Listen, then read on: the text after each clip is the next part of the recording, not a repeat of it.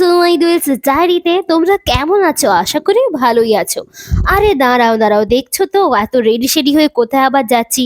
আবার হয়তো ওই পুরীর একটা কোনো ব্লগ হতে চলেছে। হ্যাঁ, পুরীরই ব্লগ, কিন্তু সেদিনকে খুবই দুঃখজনক একটা ব্যাপার হতে যাচ্ছিল, কারণ সেদিনকে আমাদের বাড়ি ফেরার দিন।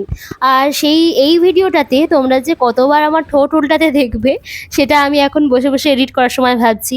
আর যখন বাড়ি ফিরছি তখন প্রিয় মানুষদের জন্য কিছু তো উপহার নিতেই হবে, তাই একটু কিনে নিয়েছিলাম মন খারাপের মাঝেও। আর চারপাশটা তোমাদের সঙ্গে একবার শেয়ার করছি। আর যতবারই ভাবছি বাড়ি ফিরবো, ফিরে আসি, কিন্তু ততবারই সমুদ্রের দিকে চোখ চলে যাচ্ছিল।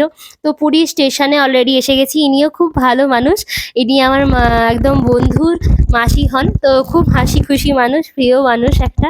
তো ওটা ভালো লাগছিল। এবং শেষ মুহূর্তে যখন স্টেশনে এসে দাঁড়াই এবং লাগেজও একদম চলে এসেছে আমাদের সঙ্গে, তো অপেক্ষা করছি ট্রেনের কখন টাইম হয়। অনেকটা আগেই চলে এসেছিলাম, তাই অপেক্ষা করছিলাম যে কখন ট্রেন আসে। তো দেখি এবার অবশেষে ট্রেন চলে এসেছে এবং আমরা উঠেও পড়েছি সিট নাম্বার দেখে। এবং আমার পড়েছিল সেই একটা যেটা সিঙ্গেল সিট থাকে, সেখানে জানলার একদম ধারে। এটা আমি খুব খুশি হয়েছিলাম সেই মুহূর্তে।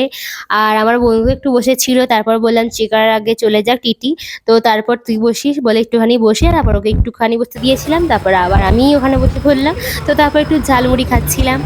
তো এই হচ্ছে ব্যাপার, খুব সুন্দর মজা করে কেটেছে, কিন্তু ফেরার সময় খুবই মন খারাপ হচ্ছিল, জানি না কেন। তো তারপর দেখি আবার কোনো একটা ট্যুর আবার যদি কখনো হয় তোমাদের সঙ্গে, সেটাও ব্লগে আমি শেয়ার করব। তো দেখলাম সারারাত্রির ট্রেনে কাটাবার পর, মানে মেল ট্রেনে কাটাবার পর একটা কোন স্টেশনে এসে দাঁড়িয়েছিল। এবং তারপরে ওখান থেকে আরও কিছুটা গেলে আমরা হাওড়া স্টেশন গিয়ে পৌঁছবো। হাওড়া থেকে বর্ধমানের যে কর্ডলাইনের ট্রেন, সেটা লোকাল ট্রেনটা ধরবো এবং তার জন্য অপেক্ষা করতে হবে আমাদের স্টেশনে গিয়ে। তো অলরেডি হাওড়া স্টেশনে গিয়ে পৌঁছে গেছি।